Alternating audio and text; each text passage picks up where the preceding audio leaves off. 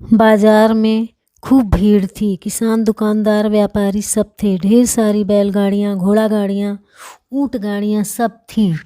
वहाँ राजा भी आने वाले थे। अस्तबल में एक घोड़े के छोटे से बच्चे ने जन्म लिया था।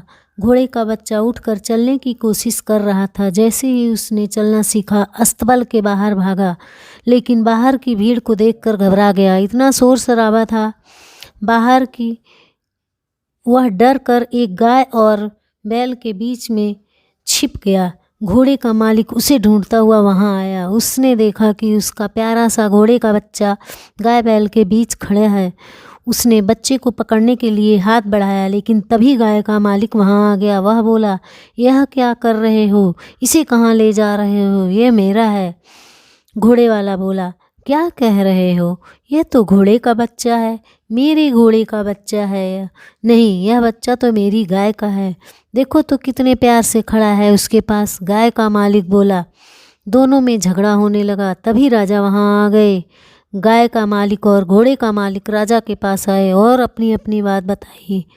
राजा ने दोनों की बात सुनकर कहा, यह बच्चा गाय और बैल के बीच अपने आप को सुरक्षित महसूस कर रहा था, इसलिए वही इसके माता पिता हैं। राजा की आज्ञा घोड़े के मालिक को माननी ही पड़ी।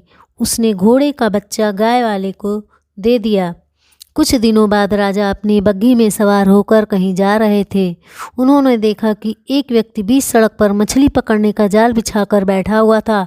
राजा ने सोचा कि कोई पागल व्यक्ति होगा। उन्होंने सड़क के किनारे बग्घी रुकवाई, उस व्यक्ति को अपने पास बुलाया। राजा ने पूछा, यह क्या कर रहे हो? जाल को सड़क के बीचों बीच क्यों बिछाया हुआ है? वह व्यक्ति बोला, महाराज, मैं मछलियाँ पकड़ रहा हूँ।